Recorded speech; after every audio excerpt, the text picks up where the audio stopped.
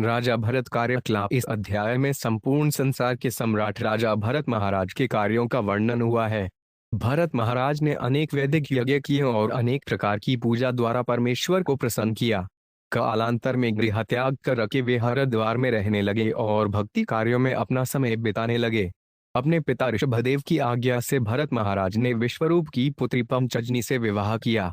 तत्पश्चात उन्होंने शांतिपूर्वक सारे विश्व पर राज किया। पहले यह लोक अजनाब कहलाता था, किंतु भरत महाराज के शासन के बाद इसका नाम भारतवर्ष पड़ा। भरत महाराज को पंचजनी के गर्भ से 5 पुत्र रत्नों की प्राप्ति हुई, जिनके नाम सुमति, राष्ट्रभूतु, सुदर्शन, आवरण तथा श्रृम्रकेतु रखे गए। भरत महाराज धर्म के पालन तथा अपने पिता के पद चिन्हों का अनुसरण करने में अत्यंत कठोर थे। फलत उन्होंने अपनी प्रजा पर सुचारू रूप से शासन किया।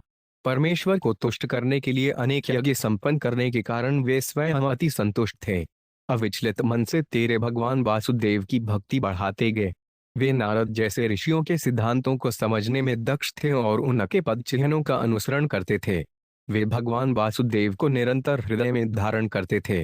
राजकार्य कर चुकने के बाद उन्होंने अपने साम्राज्य को 5 पुत्रों में बांट दिया। फिर घर छोड़कर पुलहाश्रम गए। वहां वे जंगली वनस्पतियां तथा फल खाकर भगवान वासुदेव का पूजन प्रत्येक उपलब्ध वस्तु से करते रहे। वासुदेव के प्रति भक्ति बढ़ जाने से वे अपने दिव्य आनंदमय जीवन का अनुभव स्वतः करने लगे।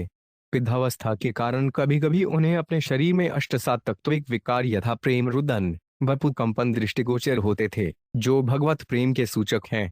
ऐसा प्रतीत होता है कि वे ऋग्वेद में वर्णित मंत्रों से, जिन्हें गायत्री मंत्र कहते हैं और जिनका लक्ष्य सूर्य के भीतर स्थित परम नारायण है, परमेश्वर को आराधना करते थे।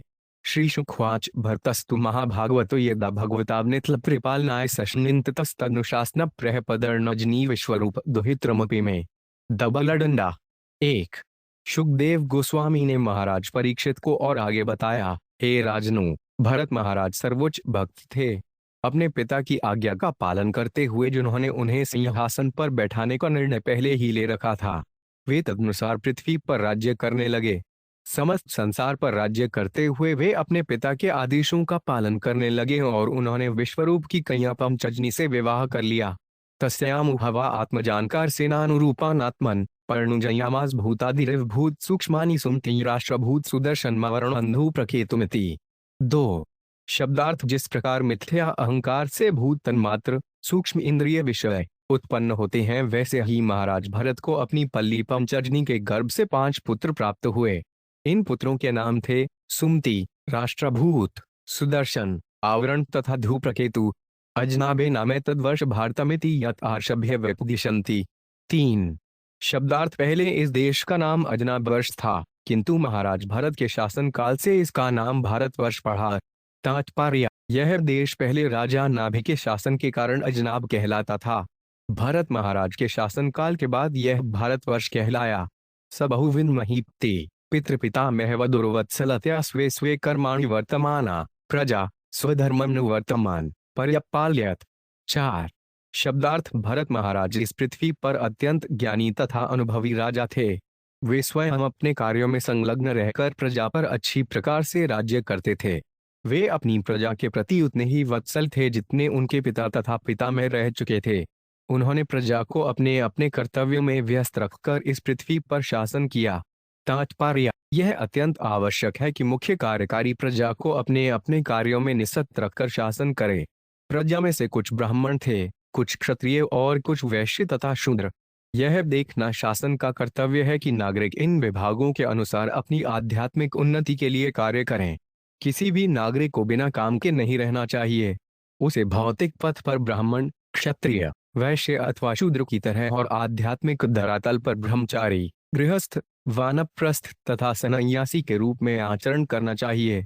यद्यपि पूर्व काल में शासन प्रणाली राजकीय प्रणाली थी और निरंकुश शासन होता था, किंतु सभी राजा प्रजा के प्रति अत्यधिक वत्सल होते थे और वे प्रजा को अपने अपने कर्तव्यों में व्यस्त रखते थे। इसलिए समाज का संचालन सहजता से होता था। ईजेतर भगवंतान्यजनक्तरूप क्रतुभिरुचावनय श्रद्धवाहुताग्निहोत्रदर्श पूर्णमास चातुर्मास्थप्श सोमान आ प्रकृति विकृतिभिर्नुस्वंगम चातुहोंत्र विद्धिना। 5। शब्दार्थ राजा भरत ने अत्यंत श्रद्धापूर्वक अनेक प्रकार के यज्ञ किए। इनके नाम हैं अग्निहोत्र, दर्श, पूर्णमास, चातुर्मास्य, पशु यज्ञ जिसमें अश्व की बलि दी जाती थी, तथा सोम यज्ञ जिसमें सोमरस प्रयुक्त होता था, भेंट किया जाता था।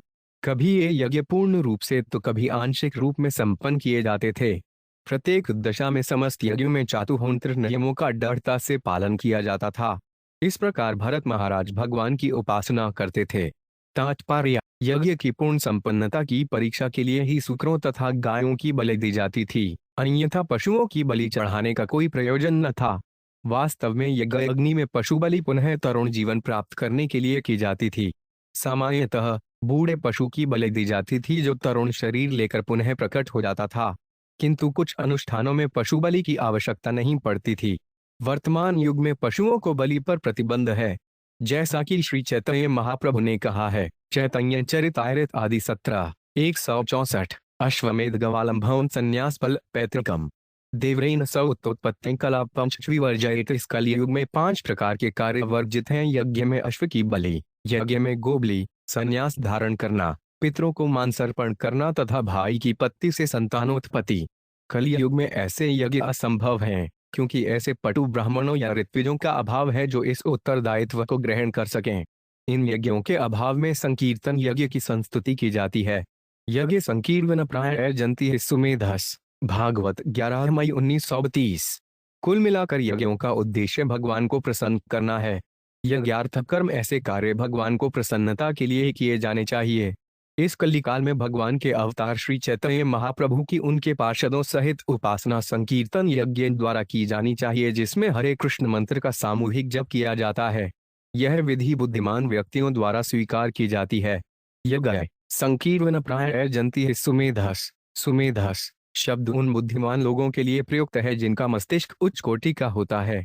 संप्रचरत सुनानायागेषु विरक्षताडु क्रियेषु पूर्वे तत्क्रियापिलान धर्माखित परे ब्रह्मणि यज पुरुषे सर्वदेवतालिडान आमंत्राणमर्थनियाम कत्या साक्षात कर्तरि पर देवतायां भगवती वासुदेवे भाव्यमान आत्मने पुण्यमृदितिक्षायो हविपश्वध्वर्युभिर्गुहमाणेषु स यजमानो यज्ञ भाजो देवांस्तान पयुरुषा ववेश्वभ्यध्यायतु 6।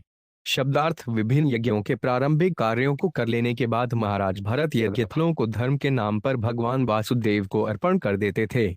अर्थात वे भगवान वासुदेव कृष्ण को प्रसन्न करने के लिए समस्त यज्ञ करते थे। महाराज भरत सोचते थे कि सभी देवता भगवान वासुदेव के शरीर के अंग स्वरूप हैं और वैदिक मंत्रों में जो भी वर्णित है वे उसके नियंता हैं। इस प्रकार से चिंतन के फल स्वरूप महाराज भरत आसक्ति, काम तथा लोभ जैसे भौतिक कल्मश से मुक्त थे। जब पुरोहित गण अग्नि में हवि अर्पित करने वाले होते तो महाराज भरत को यह ज्ञात हो जाता था कि विभिन्न देवताओं को दी जाने वाली यह हवि ईश्वर के विभिन्न अवयवों, अंगों के निमित्त है। उदाहरणार्थ, इंद्र भगवान के बाहु स्वरूप और सूर्य उनके नेत्र हैं। इस प्रकार महाराज भरत ने विचार किया कि विभिन्न देवताओं को दी जाने वाली आहुतियां वास्तव में भगवान वासुदेव के अंग प्रत्यंग के निमित्त हैं। तात्पर्य: भगवान का कथन है कि जब तक श्रवण कीर्तन वाली शुद्ध भक्ति का विकास न हो तब तक मनुष्य को अपने कर्तव्य करते रहना चाहिए। चूंकि भरत महाराज महान भक्त थे, अतः कोई पूछ सकता है कि वे इतने सारे यज्ञ क्यों करते थे, जो वास्तव में कर्मियों के लिए हैं। तथ्य यह है कि वे वासुदेव के आदेशों का पालन मात्र कर रहे थे। भगवद गीता 18:66 में श्री कृष्ण ने कहा है, सर्वधर्मान परित्यज्य मामेक शरणं व्रज। सभी धर्मों का परित्याग करके मेरी शरण में आओ। चाहे हम जो भी करें, हमें वासुदेव का स्मरण करते रहना चाहिए।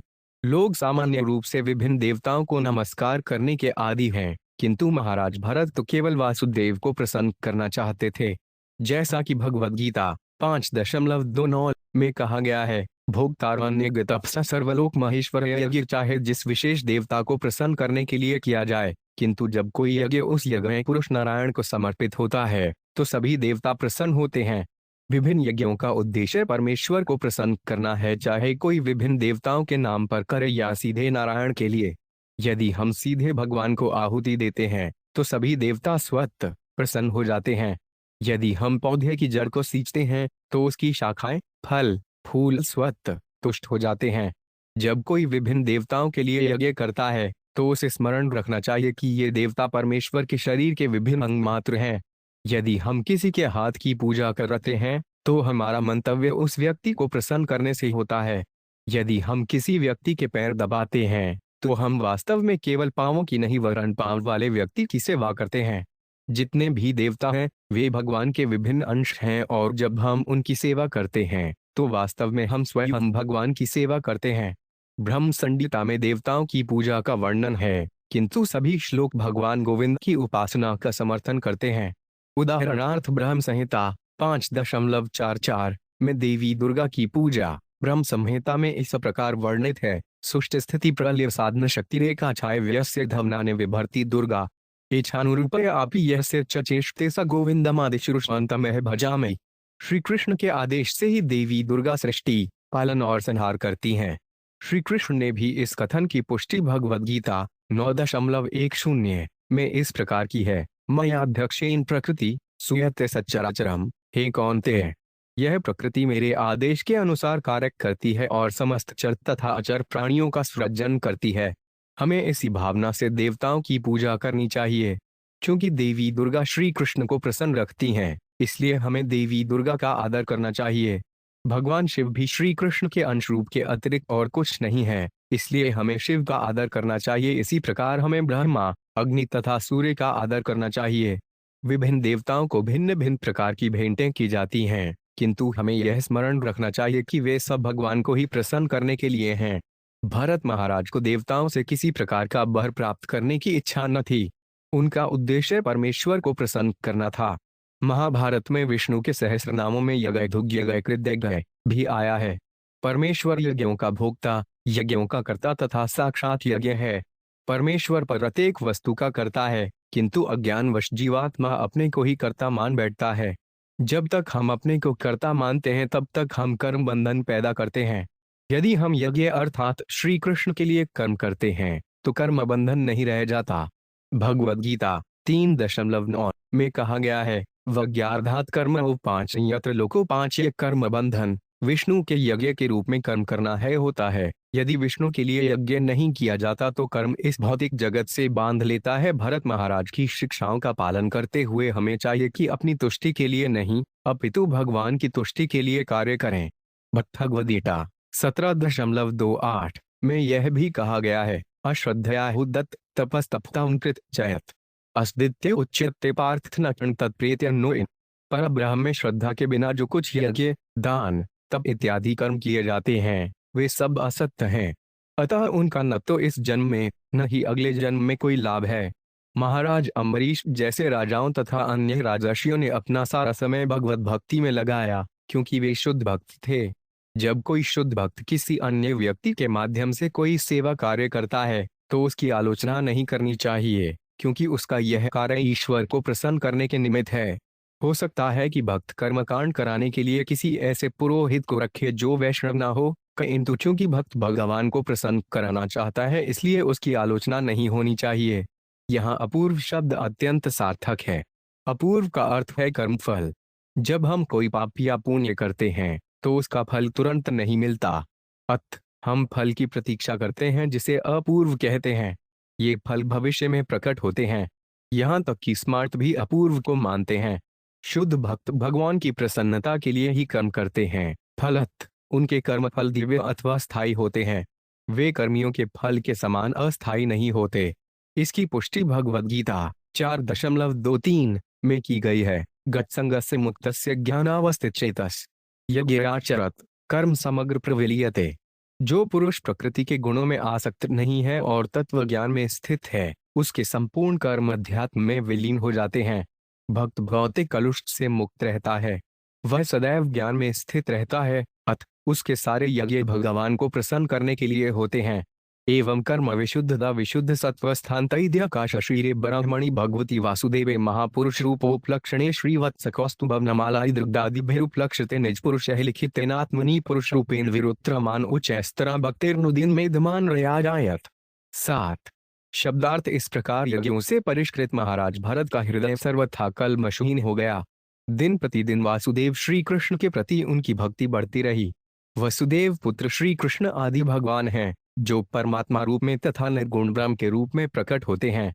योगी लोग अपने हृदय में स्थित परमात्मा का ध्यान धरते हैं ज्ञानी परम सत्य निर्गुण ब्रह्म के रूप में उपासना करते हैं और भक्त जनवरी शास्त्रों में वर्णित दिव्य देहधारी भगवान वासुदेव की आराधना करते हैं। उनका शरीर श्रीवत्स, कौस्तुभ मणि तथा पुष्पहार से सुशोभित है और वे हाथों में शंख, चक्र, गदा तथा कमल धारण किए हुए हैं। नारद जैसे भक्त अपने अंतःकरण में उनका सदा ध्यान धरते हैं। तात्पर्य: भगवान वासुदेव अर्थात श्री कृष्ण पूर्ण पुरुषोत्तम भगवान हैं। वे योगियों के हृदय में परमात्मा रूप में प्रकट होते हैं और ज्ञानी लोग निर्गुण ब्रह्म के रूप में उनकी उपासना करते हैं। शास्त्रों में परमात्मा के स्वरूप का वर्णन किया गया है, जिसमें वे चतुर्भुज रूप में शंख, चक्र, गदा तथा कमल धारण किए हुए रहते हैं। इसकी पुष्टि श्रीमद् भागवत 2:2-8 में भी हुई है। केचित् स्वदेहांतर दद्यावकाशे प्रादेश पात्र पुरुष सुसनन्ते चतुर्भुज कंजर्थाड़ शंख गदाधन धारण या स्मरंती। परमात्मा सभी जीवों के हृदयों में स्थित हैं। उनके 4 हाथ होते हैं जिनमें वे आयुध धारण किए रहते हैं। ऐसे सभी भक्त जो परमात्मा का ध्यान धरते हैं मंदिर के अर्चा विग्रह के रूप से श्री भगवान को पूजा करते हैं। वे ईश्वर के निर्गुण स्वरूप तथा उनके ब्रह्मतेज से भी परिचित होते हैं। एवं वर्षायुत सहस्त्र पर्यंतावसित कर्म निर्वाणावसरो 5 द्विभुजमान स्वत्न्यभ्योरिक्त पितृपैतामहन यथा दायान विभजे स्वयं सकल संपनिकेतात स्वनिकेतात कुशलहराम प्रभवाज डबल डंडा 8। शब्दार्थ: प्रारब्ध ने महाराज भरत के लिए भौतिक ऐश्वर्य भोग की अवधि 1 करोड़ वर्ष नियत कर दी थी। जब यह अवधि समाप्त हुई तो उन्होंने गृहस्थ जीवन त्याग दिया और अपने पूर्वजों से प्राप्त संपत्ति को अपने पुत्रों में बांट दिया। उन्होंने समस्त ऐश्वर्य के आगार अपने पैतृक गृह को छोड़ दिया और वे पुलहाश्रम के लिए चल पड़े जो हरिद्वार में स्थित है। वहां शालग्राम शिलाएं प्राप्त होती हैं। तात्पर्य: दाय भाग नियम के अनुसार जब किसी को कोई संपत्ति मिल जाती है तो उसे अगली पीढ़ी को हस्तांतरित करना होता है। महाराज भरत ने इसे सुचारू रूप से संपन्न किया। पहले तो पैतृक संपत्ति का उन्होंने स्वयं 1 करोड़ वर्षों तक उपभोग किया और विरक्त होते समय इस संपत्ति को अपने पुत्रों में बांट दिया और वे स्वयं पुलह आश्रम चले गए। यत्र हवा भगवान है स्थापित तनत्यान आनि जजनान आवात्सलेन सन्निधाप्यत इच्छा रूपेन। 9। शब्दार्थ: पुलह आश्रम में भगवान हरि अपने भक्तों के दिव्य वात्सल्य वश होकर दृश्य होते रहते हैं और उन सब की मनोकामनाएं पूर्ण करते हैं। तात्पर्य: ईश्वर $नेक दिव्य रूपों में विद्यमान रहते हैं। जैसा कि ब्रह्म संहिता 5.3 में कहा गया है, रामादिमूर्तिषु कलानिलमैन तिष्ठन् नानावतारम क्रोध ध्रुवनेषु किंतु कृष्ण स्वयं संभवत परम युमान यो गोविंदमादिशुरुष्वन्तमहं भजामि। ईश्वर साक्षात भगवान श्री कृष्ण के रूप में स्थित रहते हैं और उनके साथ भगवान राम, बलदेव, संकर्षण, नारायण, महाविष्णु इत्यादि उनके अंश भी रहते हैं। भक्त अपनी रुचि के अनुसार इन रूपों की पूजा करते हैं और ईश्वर वात्सल्य वश अर्चा विग्रह के रूप में उपस्थित होते हैं। कभी कभी वे भक्त के समक्ष प्रेम के आदान प्रदान के कारण साक्षात उपस्थित होते हैं। भक्त ईश्वर की सेवा में पूर्णतया समर्पित रहता है और ईश्वर भक्त की इच्छानुसार दर्शन देते रहते हैं। वह भगवान राम, कृष्ण, नृसिंहदेव इत्यादि के रूप में उपस्थित हो सकते हैं। भगवान तथा भक्त के बीच ऐसा ही पारस्परिक आदान प्रदान चलता रहता है। यत्र भ्रमत दाण्युभेतो नाभिभेद शचक्र शक्रंदी नाम से रित प्रवरा सर्वतः पवित्रीकरोति। डबल डंडा 10। शब्दार्थ: पुलह आश्रम में गंडकी नदी है जो समस्त नदियों में श्रेष्ठ है। यहाँ इन समस्त स्थलों को पवित्र करने वाली शालग्राम शिलाएं संगमरमर की बटियां हैं। इनमें ऊपर तथा नीचे दोनों ओर नाभि जैसे चक्र दृष्टिगोचर होते हैं। तात्पर्य: शालग्राम शिला शब्द उन प्रस्तर बट्टियों, गोलियों के लिए प्रयुक्त है जिनके ऊपर नीचे वृत्त बने रहते हैं। ये गंडकी नदी में मिलते हैं। यह नदी जहां जहां से होकर बहती है वे स्थान तुरंत पवित्र हो जाते हैं। तस्मिन् वाव किल्स एकल पुल्हा भ्रमोपवने विविध कुसुम किसल्य तुलसिकाम्बुभि कंदमूल फलोपहारश्व समीहमानो भगवत ताराशथ चनन विविक्त उपृतविषाभिलाष उपभृतोपशम परा निर्वृत्तिम वाप। 11। शब्दार्थ: पुलह आश्रम के उपवन में महाराज भरत अकेले रहकर अनेक प्रकार के फूल, किसले तथा तुलसी दल एकत्र करने लगे। वे गंडकी नदी का जल तथा विभिन्न प्रकार के मूल, फल तथा कंद भी एकत्र करते। वे इन सब से पूर्ण पुरुषोत्तम भगवान वासुदेव को भोजन अर्पित करते और उनकी आराधना करते हुए संतुष्ट रहने लगे। इस प्रकार उनका हृदय अत्यंत निष्कलुष हो गया और उन्हें भौतिक सुख के लिए लेशमात्र भी इच्छा न रही। उनकी समस्त भौतिक कामनाएं दूर हो गईं। इस स्थिर दशा में उन्हें परम संतोष हुआ और वे भक्ति में बने रहे। तात्पर्य: प्रत्येक प्राणी को मन शांति, चाहिए। यह तभी प्राप्त होती है जब मनुष्य भौतिक इंद्रिय तृष्टि की आकांक्षा से पूर्णतया मुक्त रहे और ईश्वर की भक्तिमय सेवा में निरत रहे।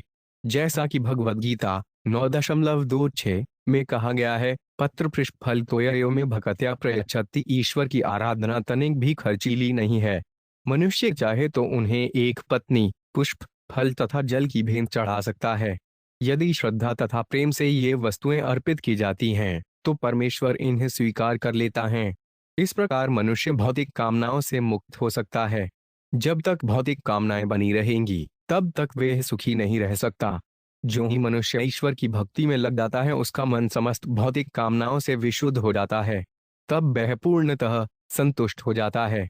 श्रीमद् भागवत 1-2-6-7 में कहा गया है, सक्या पुंसा परो धर्मो योथक तीर्थशोक्षजे अहेदुक्य वृत्त्यहता ययातया सुप्रसिद्धि वायुदेवे भयवती भक्ति योग प्रयोजित जन्यत्याशु वैराग्यं ज्ञानं चयद है तुदुकम।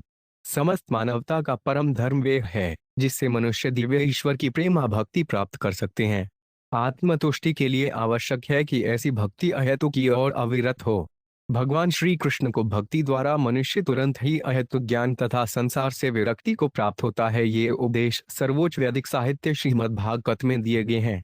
भले ही कोई पुलह आश्रम न जा सके, किंतु जो विधि बताई गई है उससे किसी भी स्थान में रहते हुए प्रसन्नता पूर्वक भक्ति की जा सकती है। प्रथम वीरत पुरुष परिचर्या भगवती प्रवर्धमाना अनुराग भृद्भुते शैथिल्य प्रहर्षवेगेनात्मयुधिमान रोम पुलककुल कौत्कंठ प्रवृत्त प्रणय बाष्प निरुधावलोकनयन एवं निजर्मणारुण चरणारविचंदानुध्यान परिचित भक्ति योगेन परिप्लुत परमाहनाद गंभीर हृदयदाव गाढ़ स्तांपि क्रियमाणा भगवत सपर्या न सस्मार दबलडंडा 12। शब्दार्थ इस प्रकार सर्वश्रेष्ठ भक्त महाराज भरत ईश्वर की भक्ति में निरंतर लगे रहे। स्वाभाविक रूप से वासुदेव श्री कृष्ण के प्रति उनका प्रेम बढ़ता गया और अंततः उनका हृदय द्रवित हो उठा। फलतः धीरे धीरे समस्त विधि विधानों के प्रति उनकी आसक्ति जाती रही। उन्हें रोमांच होने लगा और आह्लाद के सभी शारीरिक लक्षण भाव प्रकट होने लगे। उनके नेत्रों से अश्रुओं की अविरल धारा बहने लगी, जिससे वे कुछ भी देखने में असमर्थ हो गए। इस प्रकार वे निरंतर ईश्वर के अरुण चरणारविंद पर ध्यान लगाए रहते। उस समय उनका सरोवर के सदृश हृदयानंद जल से पूरित हो गया। जब उनका मन इस सरोवर में निमग्न हो गया तो वे नियमपूर्वक संपन्न की जाने वाली भगवत पूजा भी भूल गए। तात्पर्य: जब कोई श्री कृष्ण के प्रेम में विभोर हो उठता है तो शरीर में 8 दिव्य आनंदमय लक्षण भाव प्रकट होते हैं। ये सिद्धि के लक्षण हैं जो पूर्ण पुरुषोत्तम भगवान की प्रेमा भक्ति से उठते हैं। क्योंकि महाराज भरत निरंतर भक्ति में लीन रहते थे, इसलिए ये हर्षातिरेक के लक्षण उनमें प्रकट हुए। इत्थंधृत भगवद भरत अनया जिन्वासानुस्वनाभिषेकारी कृपेशकुटिल जटाक्लापेन चर विरोचमान सूर्यर्चा भगवंतां हिरण्मयं पुरुषमुजिहाने सूर्यमंडलेन भिरुपतिष्ठजनेतु दुहोवाच दबलडंडा 93। शब्दार्थ महाराज भरत अत्यंत सुंदर लग रहे थे। उनके शीश पर घुंघराले बालों की राशि थी जो दिन में 3 बार स्नान करने से गीली थी। वे मृगचर्म धारण करते और स्वर्णिम तेजोमय शरीर तथा सूर्य के भीतर वास करने वाले श्री नारायण की पूजा करते। वे ऋग्वेद की ऋचाओं का जप करते हुए भगवान नारायण की उपासना करते और सूर्योदय होते ही निम्नलिखित जलों का पाठ करते। तात्पर्य: सूर्य में प्रमुख देवता हिरण्मय यानी भगवान नारायण है।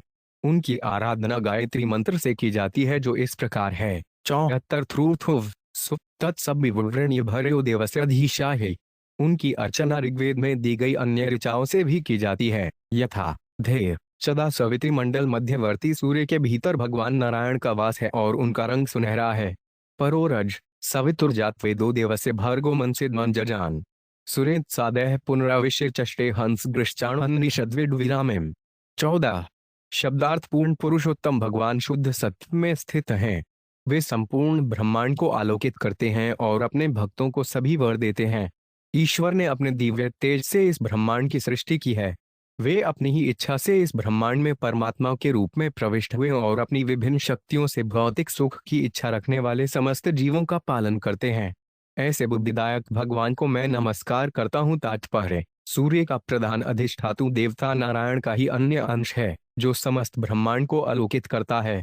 ईश्वर समस्त जीवात्माओं के हृदय में परमात्मा के रूप में प्रवेश करता है और उन्हें बुद्धि प्रदान करते हैं तथा उनकी कामनाओं को पूरा करते हैं।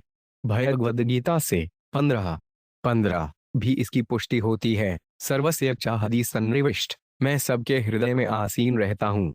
ईश्वर परमात्मा के रूप में सब प्राणियों के हृदय में प्रवेश करते हैं। जैसा कि ब्रह्म संहिता 5.35 में कथित है, अंडांतरस्थ परमाणु चयांतरस्थम, वह ब्रह्मांड तथा अणु में समान भाव से प्रवेश करता है। ऋग्वेद में सूर्य के प्रमुख अधिष्ठात्री देवता की अर्चना इस मंत्र से की गई है। ध्येय सदा सवित्री मंडल मध्यवर्ती नायन सरासिजासन सत्रिविष्ट, सूर्य के भीतर नारायण अपने कमल पुष्प पर आसीन हैं। इस मंत्र का उच्चारण करते हुए सूर्योदय के समय प्रत्येक जीव को नारायण की शरण ग्रहण करनी चाहिए। आधुनिक वैज्ञानिकों के अनुसार यह संसार सूर्य के तेज पर निर्भर है। सूर्य प्रकाश से ही सभी ग्रह घूमते हैं और वनस्पतियां उगती हैं। हमें यह भी ज्ञात है कि चंद्रमा की चांदनी वनस्पतियों तथा जड़ी बूटियों के उगने में सहायता करती है। वास्तव में नारायण सूर्य के भीतर स्थित होकर सारे ब्रह्मांड का पालन करते हैं। नारायण की उपासना गायत्री मंत्र ऋगु मंत्र से करनी चाहिए। इस प्रकार श्रीपद भागवत के पंचम स्कंद के अंतर्गत गजाधरथ के कार्यकलाप नायक 7वें अध्याय के भक्ति वेदांत तात्पर्य पूर्ण हुए।